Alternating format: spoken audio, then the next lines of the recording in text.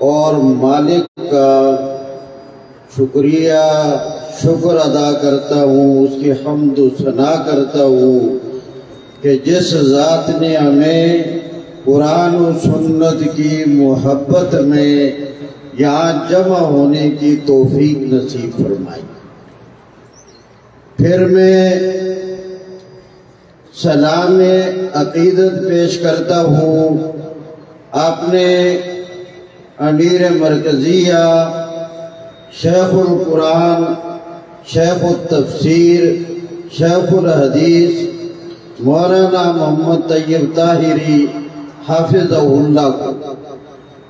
پھر میں سلام عقیدت پیش کرتا ہوں جمعیت ارشاد التوحید و سنت کی مجلس عاملہ کی اراکین پنجاب کے کہ جن کی محنتیں آج یہ رنگ لائیں۔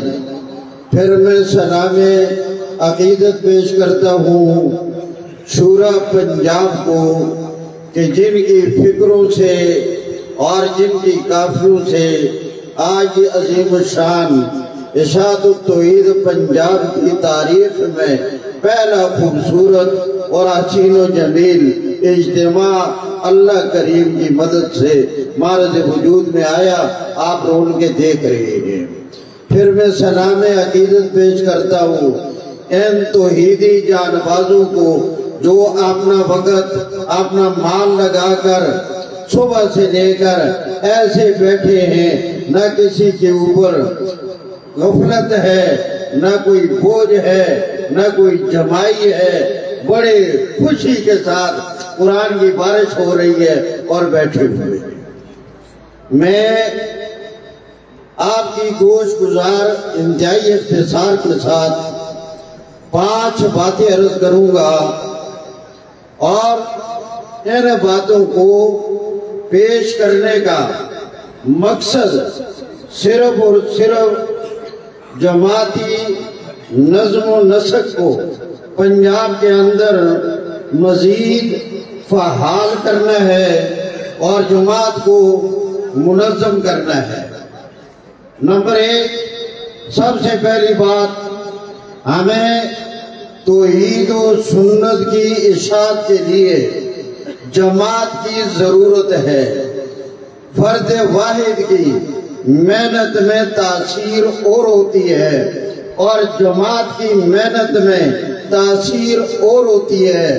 فرد واحد کی آواز کی تاثیر اور ہوتی ہے اور جماعت کی آواز کی تاثیر اور ہوتی ہے۔ لہذا جماعت کا ہونا جو آیت کریمہ میں نے پڑھی ہے وَاعْتَصِمُوا بِحَبْلِ اللَّهِ جَمِيعًا، یا جميعا حال ہے اور حال شرط کے درجے میں ہوتا ہے۔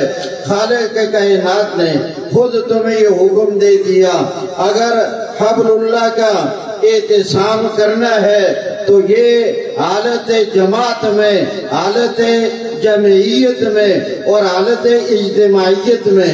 لہذا اس سے ان احباب کی جو فکر ہے، بعض احباب یہ کہہ دیتے ہیں میں نہ ادھر میں نہ ادھر، میں تو بس اکیلا ہی اپنا کام کروں گا۔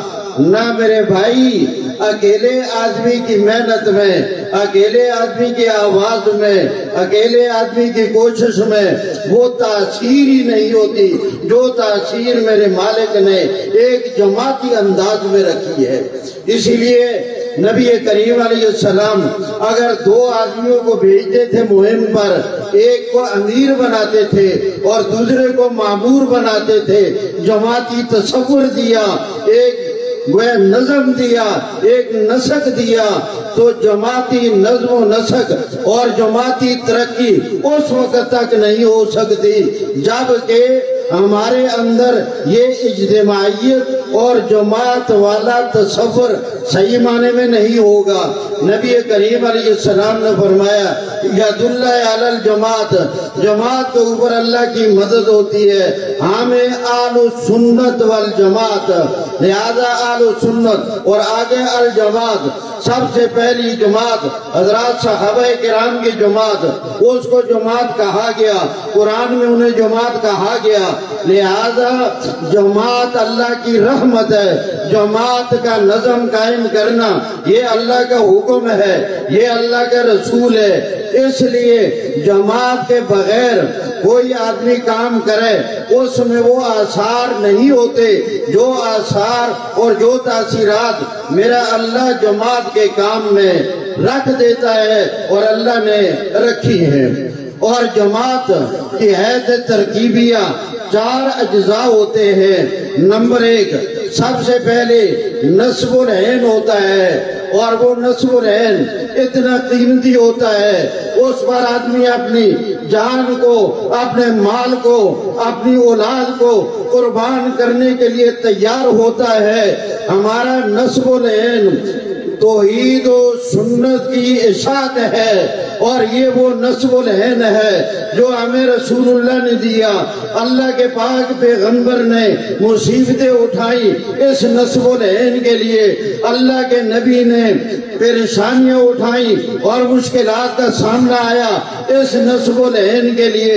اللہ کے پاک پیغمبر کو طائف کے میدان میں مارا گیا اس نصب العین کے لیے. آپ کا خون آپ کے جسم سے بہہ گیا اس نصب العین کے لیے. میدان احد کے اندر آپ کا دانت مبارک شہید ہوا اس نصب العین کے لیے. آپ کا چہرہ زخمی ہوا اس نصب العین کے لیے. لہذا یہ سب سے پہلی جز اور اہم جو مرکزی نقطہ ہوتا ہے وہ ہوتا ہے جماعت کا نصب العین. ہمارا نصب العین توحید و سنت کی اشاعت ہے.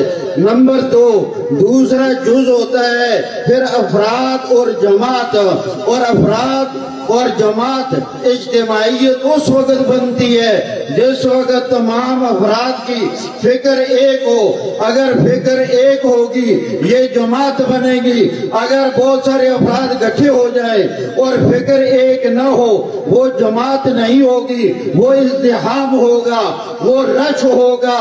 آج یہ تلاطم خیز مجمع توحیدیوں کا یہ ایک فکر رکھتے ہیں، اللہ کے فضل سے یہ جماعت ہے، یہ اشاعت التوحید و سنت کی جماعت. نمبر 3، تیسری چیز جو ہے ترکیبیہ جماعت کی ضروری جز جس کا نام ہے امیر. امیر جماعت کا ایک جز ہوتا ہے اور بنیادی کردار اس کا ہوتا ہے. امیر کے بغیر کوئی آدمی کہے جماعت ہے، نہ امیر کے بغیر جماعت نہیں ہوتی. امیر جماعت کا جز ہوتا ہے. اور پھر کتاب الامارہ ہماری فقہ کی کتابوں میں، کتاب الامارہ ہماری احادیث کی کتابوں میں موجود ہے. ہم نے باقی چیزوں پر توجہ دی ہے لیکن آج تک ہماری تربیت میں امیر کے احکامات اور امیر کے اطاعت کے مسائل، امیر کی وہ اطاعت اتباع کے مسائل، اس کی طرف ہم نے توجہ نہیں دی. امیر کے بغیر کوئی جماعت نہیں ہوتی. آج ہمارے بعض احباب ان کے ذہنوں میں ایک اشکال پایا جاتا ہے اور وہ عام لوگوں کی زبان پر جاری رہتا ہے کہ جماعت تقسیم ہو گئی ہے 2 حصوں میں. جھوٹ بولتے ہیں، کوئی جماعت تقسیم نہیں ہوئی. آیا اس کو تقسیم کہا جاتا ہے؟ پہلے جماعت سمجھو، جماعت کہتے کسے ہیں. اگر تم نے اپنا امیر بھی الگ کر لیا ہو پھر کہہ سکتے ہو کہ جماعت 2 حصوں میں تقسیم ہو گئی ہے. جب امیر یہی ہے، ہماری فکر یہی ہے، سارا سلسلہ یہی ہے. اگر کوئی آدمی نظم و نسق کے وہ اس سے ناراض ہو جائے یا کوئی شبہ پیدا ہو جائے اور وہ الگ ہو کر بیٹھ جائے تو ایک آدمی کے بیٹھ جانے سے یا دو آدمیوں کے بیٹھ جانے سے یا تین آدمیوں کے ناراض ہو کر بیٹھ جانے سے یہ نتیجہ اخذ کر لینا کہ جماعت تقسیم ہو گئی ہے، یہ کہاں کی عقل مندی ہے؟ کوئی جماعت میں تقسیم نہیں ہے۔ اگر مجھے حیرانگی ہوتی ہے، بہت بڑے بڑے لوگ، بڑے صاحب فہم اور دانشمند کے لانے والے، جب ان سے یہ جملہ مجھے سننے کو ملتا ہے جماعت میں تقسیم ہو گئی، مجھے حیرانگی ہوتی ہے کیا ان کو جماعتی مزاج سے اور جماعت کی حقیقت سے انہیں شناسائی کوئی نہیں آج تک کہ جماعت ہوتی کیا چیز ہے؟ لہذا یہ اشکال کہ جماعت دو حصوں میں پنجاب کے اندر تقسیم ہے، بالکل جھوٹ ہے۔ جماعت کوئی تقسیم نہیں ہے، ہماری جماعت وحدت کی لڑی کے اندر ہے اور ہمارے امیر مولانا محمد طیب طاہری حفظ اللہ ہے۔ ہماری جماعت کہاں تقسیم ہے؟ اور چوتھی چیز لائحہ عمل، دستور جس کے مطابق جماعت کو چلایا جائے۔ یہ تو تھوڑا میں نے تعارف کرا دیا جماعت، اور جماعت ضروری ہے۔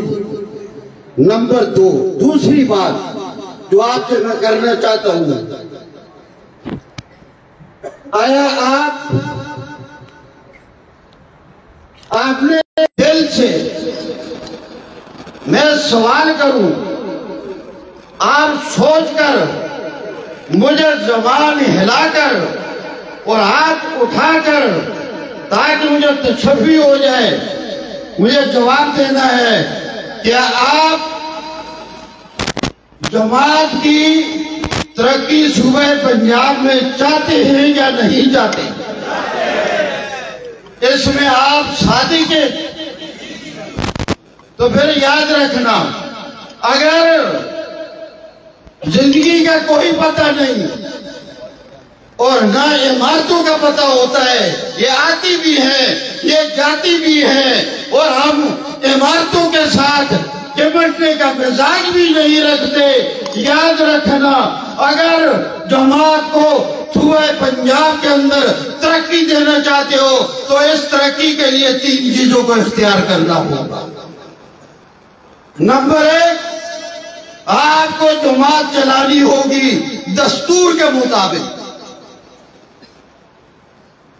یہ نہیں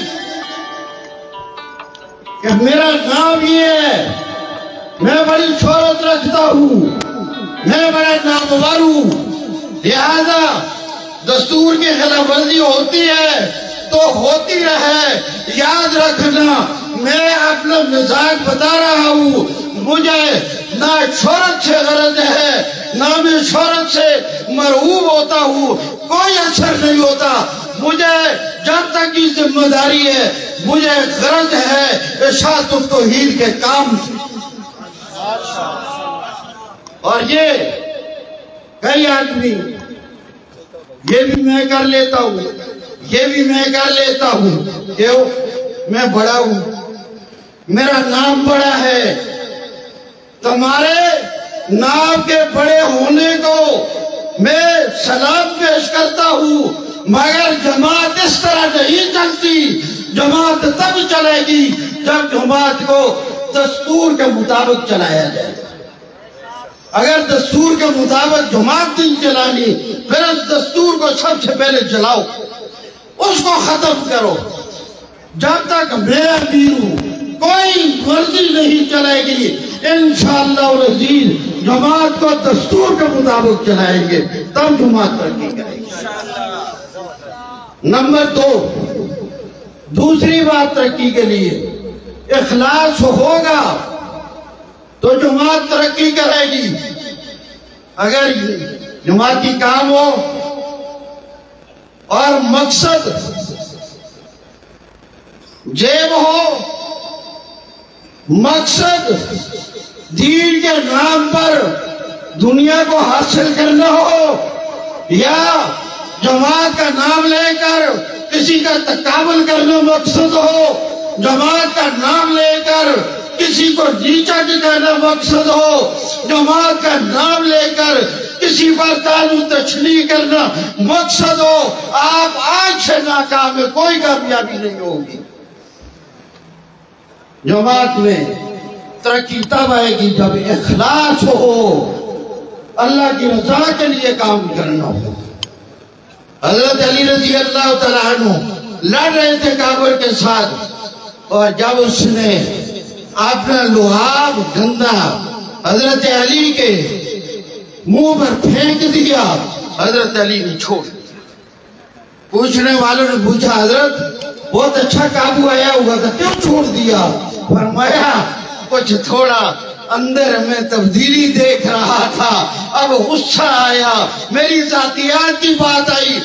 اگر پہلے بھی ہماری جماعت کو میں علی وجہ البصیرت کہتا ہوں، اگر ہماری جماعت کو پہلے بھی کوئی نقصان پہنچا ہے پنجاب کے اندر، وہ اس بنا پر پہنچا ہے ہم نے اپنے ذاتیات کو لا کر جماعت کے اندر کو سیر دیا اور مزاج بنا دیا گیا۔ ہر آئے دن ان کو راضی کرتے رہو، کام کرو اللہ کے لیے اور اخلاص پیدا کرو، ہمیں کسی شے کی کوئی پرواہ نہیں۔ نمبر 3، ترقی کے لیے تیسری چیز باہم محبت، آمنہ ہو، شورا ہو، ارکان ہو، ہمارے ذلی ہوں، تحصیلوں کے ہوں، یونٹوں کے ہوں، اگر سامنے ہو تو السلام علیکم، آگے پیچھے ہوں ایک دوسرے کی غیبت کرے، ایک دوسرے کے اوپر ہنسی کرے، مذاق کرے، فضول ہے، کیوں وقت ضائع کرتے ہو؟ اس سے جماعت میں ترقی قدم نہیں آئے گی۔ اگر جماعت میں ترقی کرنی ہے اللہ کی رضا کے لیے، سب چیزوں کو، نفرتوں کو، عداوتوں کو، کدورتوں کو نکال کر آپس میں محبت کرنی ہے۔ نمبر 3، تیسری بات، تیسری ہے جی جماعت کے 4 اجزاء بتائے، دوسری ہے جماعت کی ترقی، اس کے 3 اجزاء میں نے بتائے، دستور، اخلاص اور باہم محبت۔ تیسری چیز، آج صبح سے لے کر اس وقت تک آپ نے اندازہ لگا لیا کہ ہمارے کیسے بہترین خطباء آئے۔ ہماری جماعت میں خطباء کی کمی نہیں ہے، اور بے شمار جن کو ہم آج نمونہ آپ کے سامنے پیش نہیں کر سکے، بہت تھوڑا آیا ہے۔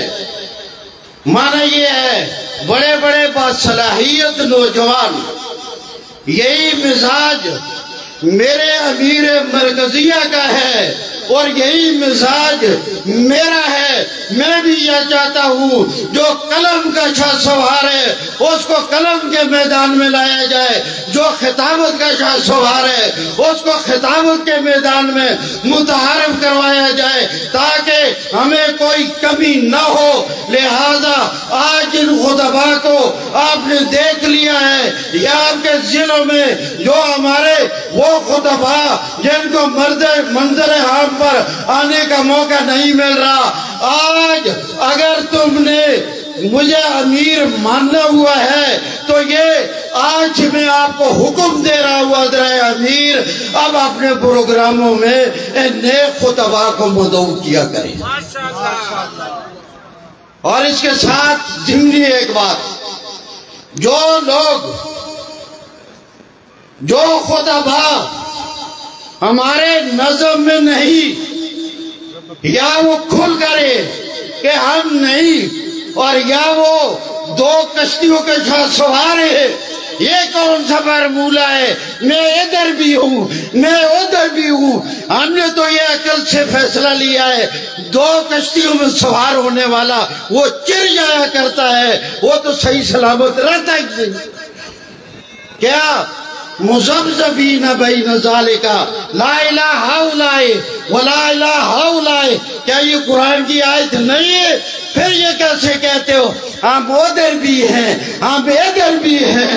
ادھر ادھر کی نہیں، جو اللہ کی رضا کے لیے وہ اپنے امیر مرکزیہ پر اعتماد کرتا ہے، ادھر ادھر کو چھوڑ کر یہ کیا فضول باتیں ہیں؟ بہادر بنو، آئین جواں مرداں، حق گوئی و بے باکی، اللہ کے شیروں کو نہیں آتی روبائی۔ ماشاءاللہ۔ لہذا اپنے جلسوں میں، اپنے پروگراموں میں ان خطباء کو بلائے جو نیک، ہم نے صرف یہی نہیں دیکھنا میں امیر ہوں، ولی اللہ صاحب ناظم اعلیٰ ہیں، میں جتنا عرصہ رہوں میں مولانا طیب طاہری بھی حفظہ اللہ ان کے سامنے 10 حدیث پیش کروں، یہ میں نے پنجاب کی عمارت کے لیے تیار کر دیے۔ یہ کیا ہے؟ سنڈاسیوں کی طرح ایک دوسرا ہاتھ آ جائے بس اس کو جیب میں رکھ لو، دینا کسی کو نہیں ہے، قبر میں ساتھ لے کر چلے جاؤ۔ یہ مزاج غلط ہے۔ خطیب سے خطیب بناؤ، چران سے چران جلاؤ، امیر سے امیر بناؤ، ناظم اعلیٰ سے ناظم اعلیٰ بناؤ۔ جو خطبہ ہمارے نظم کے ساتھ نہیں ہیں ان کو اپنے پروگراموں میں اور جلسوں میں مدعو نہیں کرنا۔ یہ خطیب جو ہے ان کو بلاؤ، عہد کرو۔ یہ اس کا وعدہ کرتے ہو سب امیر مرکزیہ کی موجودگی میں یہ وعدہ کرے کہ ہم نے ان خطباء کو بلانا ہے جو ہمارے نظم کا حصہ ہے۔ نمبر 4، چوتھی بات، میں کیا خوش فہمی کا شکار رہوں اور آپ کو کہوں کہ بالکل پنجاب میں جماعت کامیاب ہو چکی ہے، ابھی کامیاب نہیں۔ جماعت چلنے کا جو اصول ہے وہ ابھی نہیں ہوا، لہذا اس کے لیے کہا ہے وہ میرے ناظم ادھر آئے، اللہ نے ہمیں ناظم اعلیٰ بھی آپ کی قسمت ہے، بہت اچھا آدمی دیا ہے۔ میں ابھی تاریخ کا اور وقت کا اعلان نہیں کرتا، مگر میرا وجدان یہ چاہتا ہے کہ اگر جماعت کو ترقی دینی ہے، کچھ کام کرنا ہے، تو ہر ضلع کا امیر، ہر ضلع کا ناظم اعلیٰ اور ہر ضلع کا ناظم مال، یہ 3 آدمی، امیر، ناظم اور ناظم مال، ان تینوں کے لیے میں ایک تربیتی پروگرام اور نشست اور کنونشن کو جماعت کی ترقی کے لیے ضروری سمجھتا ہوں، کیونکہ میری بات کو ناراضگی میں نہ لینا، بے پیشگی سوری کر لیتا ہوں، مگر ہمارے ساتھیوں کو جماعت چلانے کا نظم ہی نہیں آتا، لہذا میں اپنے ناظم اعلیٰ صاحب کے ساتھ اور اپنے اراکین حاملہ کے ساتھ مشورہ کر کے میں ایک تربیتی نشست جماعت کی ترقی کے لیے ہر ضلع سے ان 3 آدمیوں کی وہ ضروری سمجھتا ہوں، اور جب اس کی تاریخ اور مقام کا تعین ہو جائے گا کیا ہر ضلع کے ناظم اور امیر اور ناظم مال یہ سب حضرات ہماری دعوت پر جماعت کی ترقی کے لیے آئیں گے، اور اس کے لیے گھنٹہ 2 گھنٹے کی بات نہیں ہوگی، آپ نے وقت لے کر آنا ہوگا۔ ہم ہر آدمی کو ایسا سبق پڑھا کر وہاں سے انشاءاللہ بھیجیں گے۔ امیر ہے تو وہ انگلیوں پر گن کر بتائے گا میرا کیا کام ہے، نائب امیر ہے تو وہ بتائے گا، ناظم ہے تو وہ بتائے گا، ناظم مال ہے تو وہ بتائے گا، پھر ایک کا کام دوسرا اس کے اوپر ہاتھ ڈالے۔ اس طریقے سے جماعتیں نہیں چلا کرتی۔ جماعت کو اصول اور نظم کے ساتھ چلانا ضروری ہے، لہذا تربیتی نشست کا ہونا ضروری ہے، جس کا اعلان ہم انشاءاللہ عید کے بعد کریں گے۔ پانچویں بات اور آخری، امیر صاحب سے بھی معذرت کے ساتھ، شاید میرا ٹائم ذرا زیادہ ہو گیا، لیکن جماعت کی ترقی کے لیے یہ درد دل پیش کیا ہے، اس کے بغیر کام ہوتا نہیں۔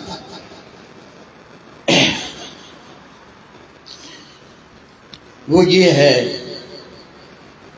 کہ میں جس طرح ارشاد توحید و سنت پنجاب کا امیر ہوں، اسی طرح میں وحدت المدارس شمالی پنجاب کا صدر بھی ہوں۔ تو کیا وقت ہو گیا؟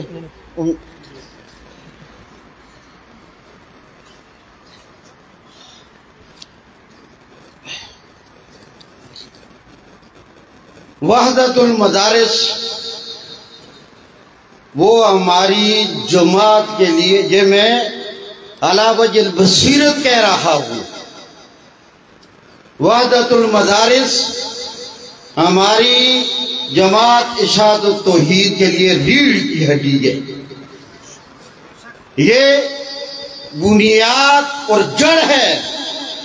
وحدت المدارس مضبوط ہوگا، ہماری جماعت مضبوط ہوگی، اور بفضل اللہ وحدت المدارس ترقی کر رہا ہے۔ اس حوالے سے چونکہ اب عید سے پہلے نہ ارشاد التوحید پنجاب کی عاملہ کا اجلاس ہوگا اور نہ شورا کا اجلاس ہوگا، اب یہ عید کے بعد سلسلہ جاری ہوگا، کیونکہ دورہ تفسیر کی مصروفیات ہے۔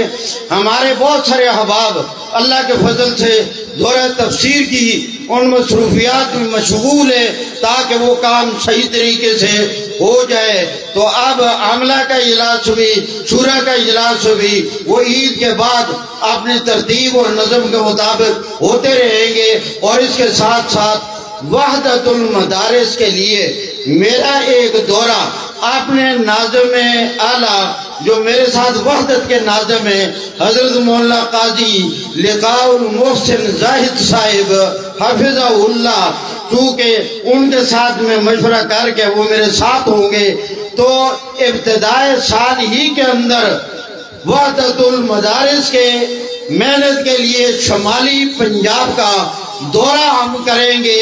اور اس دورے کا مقصد کیا ہوگا، اس وقت میں ناظم اعلیٰ صاحب سے ترتیب بنا کر آپ کو پیغام اور پروگرام دے دیا جائے گا۔